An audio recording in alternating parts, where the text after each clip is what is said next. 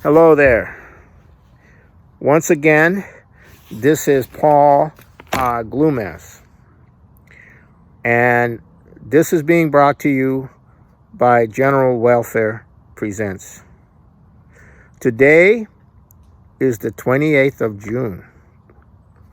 And within 6 days, we will be celebrating our Day of Independence, July 4th. About the founding of the United States. So it is very fitting that in this episode, I'm going to be bringing up a matter of great importance with respect to the foundation of the United States. And that is the profound British fraud of the operation known as Black Lives Matter, which from a historical standpoint, is the second time the British have done this. They did something similar leading up to the Civil War, which I'll go into. Now, the underlying narrative of Black Lives Matter is historically false. And it's the falseness of that narrative, which is the primary purpose for the creation of Black Lives Matter. It is estimated that hundreds and hundreds of millions of dollars are being channeled into Black Lives Matter by George Soros, the Ford Foundation, corporations, and it's being backed up by the media. And it is also playing a role off of the current rioting and the violence and everything else like that. But that's a secondary matter. The primary matter is to destroy the very idea of the United States of America and its original intention. Because if you can destroy that, it is a lot easier to destroy a nation. If you can get the young people of your society to think that your nation was founded as an evil slavocracy that wanted to plunder and rape and pillage the people, and then you have essentially destroyed the United States. In that generation will destroy the United States. Now, this narrative of white European males, the narrative of America born as a slaveocracy, all of that is a fraud. But it's not the first time that fraud has been perpetrated on the United States. And like I said, I'll go into that a little bit later on. Now, there is an article written by Robert Ingram in the Executive Intelligence, which probably will appear in the Executive Intelligence Review. It might be on the LaRouche Political Action website, LaRouche PAC, on the Puritan Pilgrim mission, which to a large degree initiated the development of our nation. And it was a mission against slavery. And in this document, Robert Ingram develops the actual history of the fight against slavery, which was being imposed upon the colonies long before the birth of the nation, by the British monarchy, by the Africa Society, Royal Africa Company, by the London Board of Trade, by the East India Company. Long before the Revolutionary War, slavery was being imposed from the outside against the colonists, against many of the colonists, against many of the colonies, through the imposing of royal governors, which overrode local ordinances, overrode colonial assemblies to impose slavery. The initial colonists and the colonists who received the initial slaves considered them indentured servants. They did not consider them slaves initially, because that was not something that the original colonists had in mind that they wanted to have exist. And so so their children were free. You had a significant number of freed African in the population of the colonies going into the Revolutionary War because of that. Now, one has to understand that the world that the Puritans were escaping, the world that they came in the 1620 voyage, was the world of slavery. All Africa was engulfed in all kinds of forms of slavery. The Ottoman Empire was contracting the Crimean Tartars to raid Europe, to raid Eastern and Central Europe for slaves. They captured white slaves, right? It wasn't just African slaves. It was white slaves were captured for the Ottoman Empire, 2 million over the course of 2 centuries. Slavery, slave raids, conquering, turning people into slaves, that was a standard practice everywhere in the world. And not necessarily everywhere. There may have been parts of the world that were not that way, but that's the way it operated for most of the world. And it was no different for the emerging European companies that were created out of Venice, out of Amsterdam, out of London. These royal chartered companies, that's what they were into, slavery. But the colonists who came initially to the United States were opposed to that. And when at the end of the Revolutionary War and the formation of the United States, 7 of the 13 colonies immediately abolished slavery on their territories. Even though the British Crown had made it, imposed it, they abolished it at the foundation of the country. And between 1776, the initial founding of our country, to 1801, which is a 25-year period, slavery was on the decline. George Washington was opposed to slavery. He was advocating the freeing of slaves. There were many, many frees for slaves. Slavery was declining in a dramatic way in that period. The head of the society, the New York Society for the Promotion of the Manumission of Slaves and the Protection of Such as Them as Have Been and May Be Liberated, which was a leading anti-slave organization in that period going into the 1800s, was led by one of the founders of our nation, John Jay, and its vice president was Alexander Hamilton. These are 2 very key founders of our nation. They began the nation. They began the existence of our nation as a fight against the slave system in the South. And and there was a movement to convince all of these planners, all of these people with slaves, to free their slaves. And slavery would probably have been abolished naturally had it not been for the period between 1801 and 1825. That's when you had the 3 Virginians, slaveholders, take over. We're talking about Jefferson, we're talking about Madison, we're talking about Monroe. They brought slavery back in a very big way. They promoted the slave economy of plantations interconnected with the global British Empire. And by the time Polk had become president in 1845, the slave masters of the slave system was in control of the nation.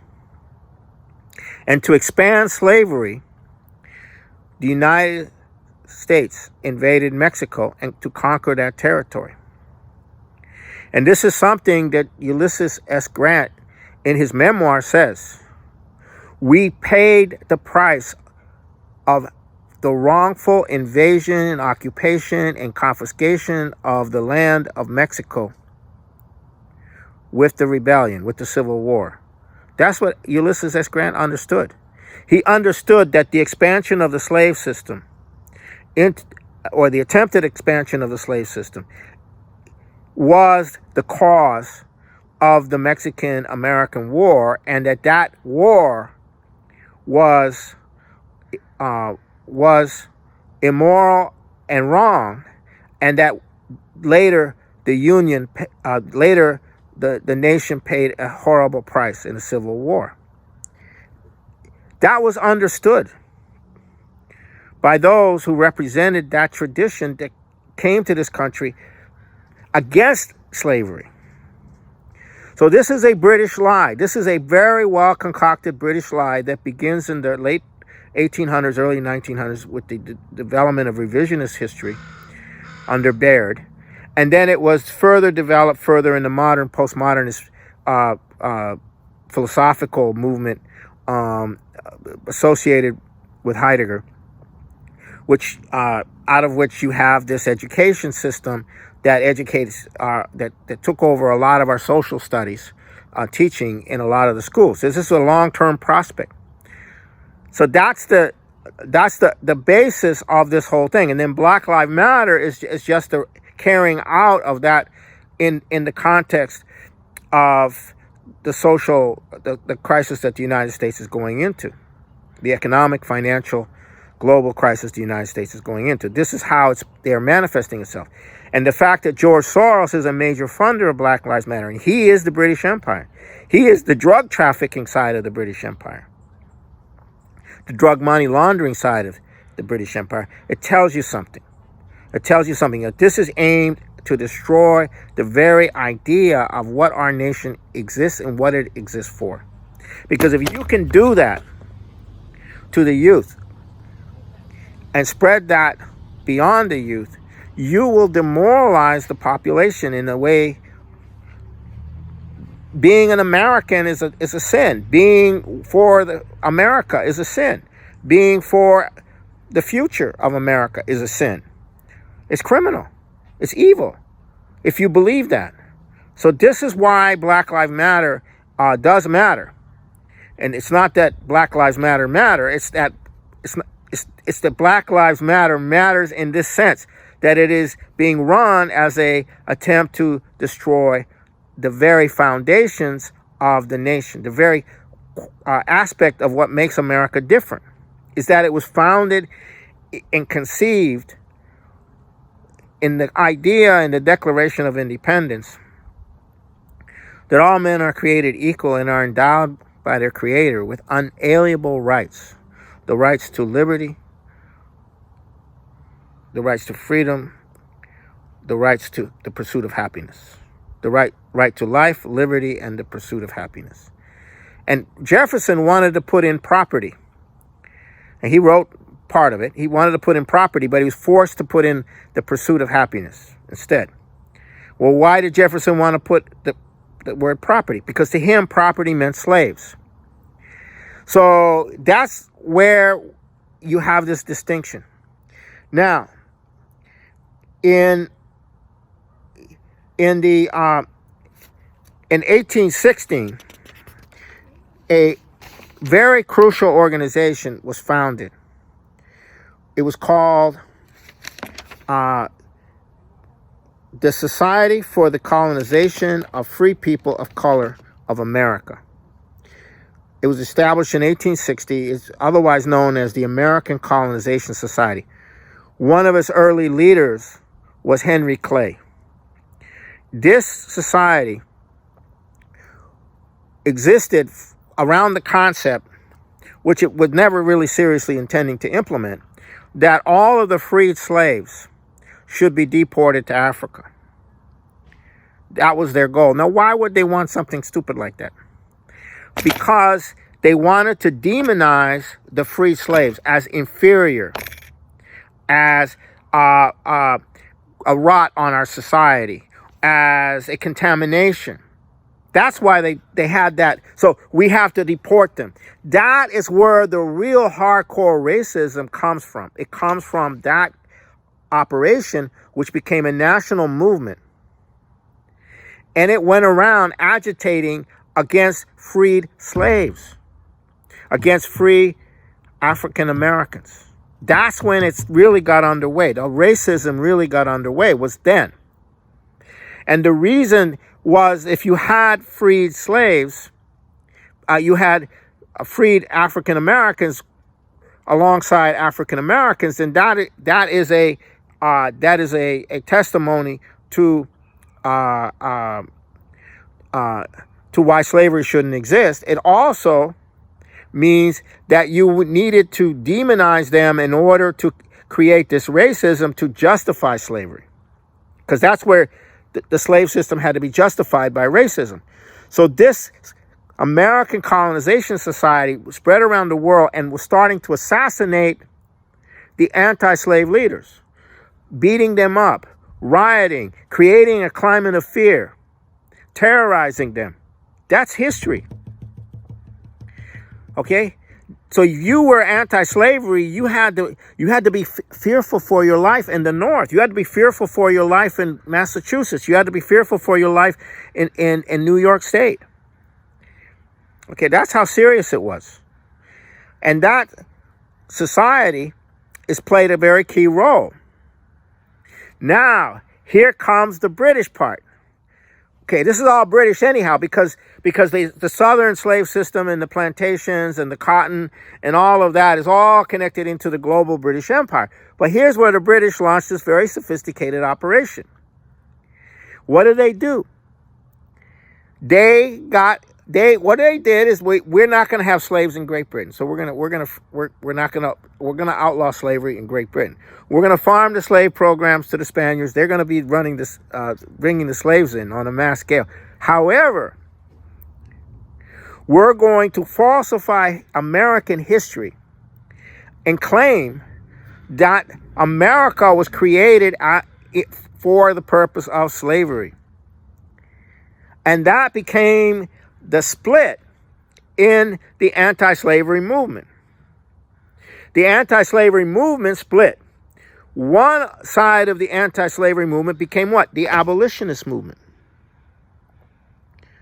Now, what was the abolitionist movement? Or one of the leaders of the abolitionist movement was William Lloyd Garrison. Now, what was that?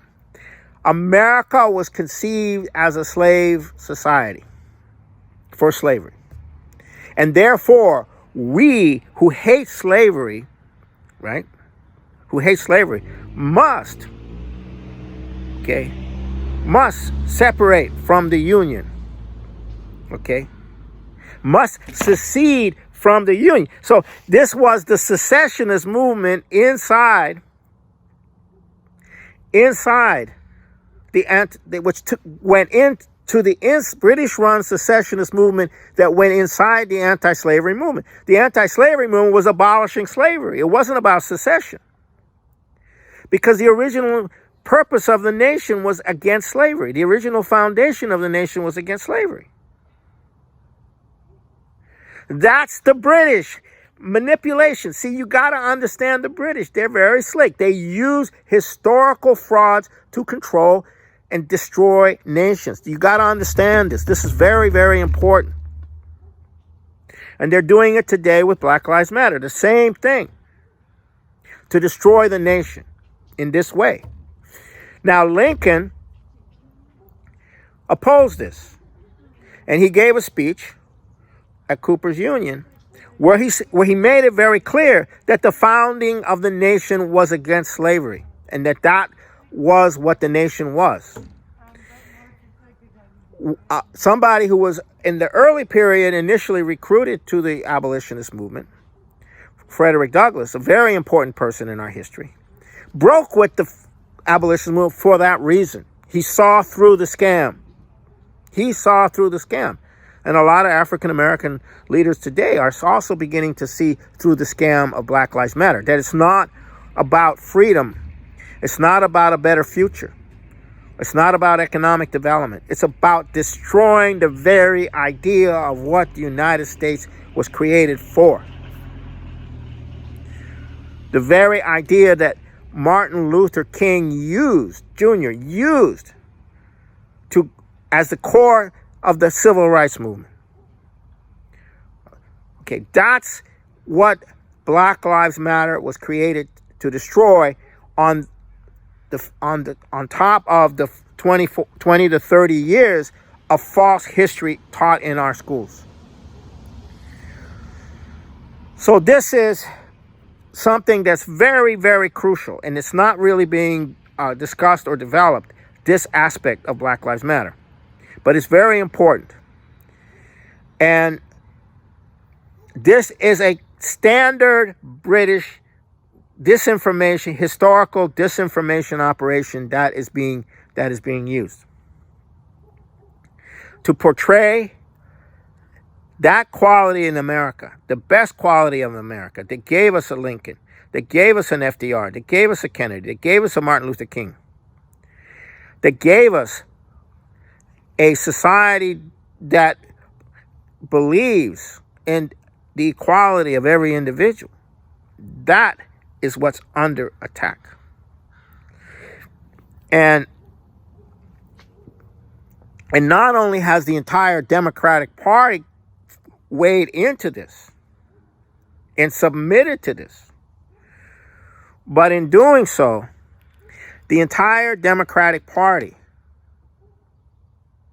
has become an enemy of the very principle of the existence and purpose of the creation of the United States, which independence from the British Empire we are going to be celebrating in 6 days.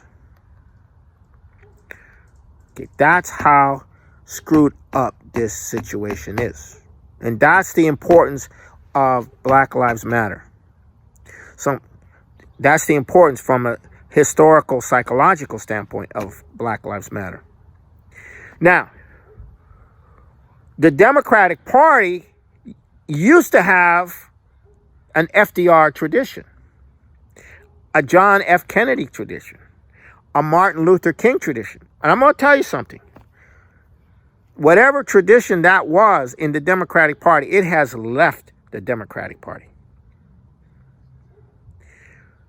And if they tried to fake you, telling you that that's what they represent, that is not what they represent. They represent a treasonous tradition that was the old Democratic Party. But that's not the point here.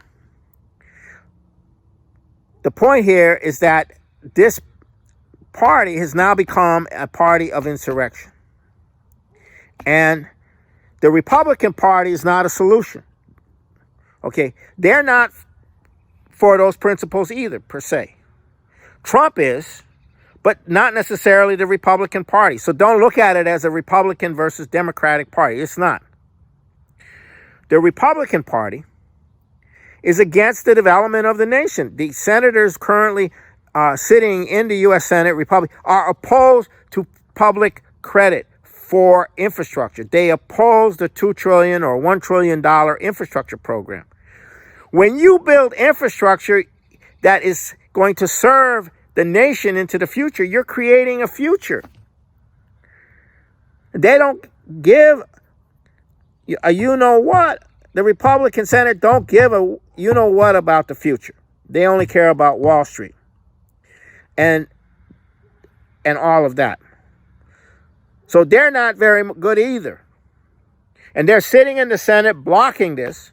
And the Democrats are sitting in the Senate saying we're only going to we want the Green New Deal, when that's just wind power and solar and a total waste. So you're in this very crazy situation where the American people do not have anyone to represent them except this character who's been overwhelmed over the last 4 years, Donald Trump. And that's a pretty rough situation, to put it mildly.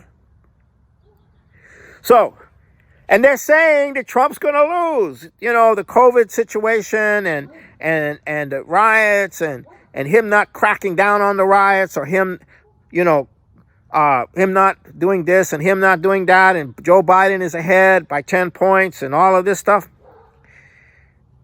What's going on? You have all these cities trying to defund their police departments. Like that's going to solve anything. Yeah, it's going to create a situation where you no longer have even a semblance of equal protection under the law. If you're in a poor neighborhood, well, it's your drug gang is going to run it. If you're in a rich neighborhood, you have a gated community. It'll all be private security and drug gangs. That's not what you want. But this is being financed. This is being supported in the media. Hundreds of millions of dollars are financing this. So this is what you're up against. But there's one thing you have to understand. When Trump says there's a silent majority out there, there is a silent majority out there. And this is not going to be a nice situation. But I'm telling you, Donald Trump is going to have to take the gloves off and go after the whole thing. Just be unmercifully expose the fraud of all of this. And go to the people. And go to the people with a message of what the real America is. And that's the real America is the space program. The real America is nuclear power development. The real America is the Tennessee Valley Authority. The real America is the belief in progress, the belief in science and technology. The real America is an America of the future. The real America believes that you can improve the condition of man on a global scale. That's the real America. That's the America we need to fight for. Okay, that's what this is all about. So stay tuned for our next episode.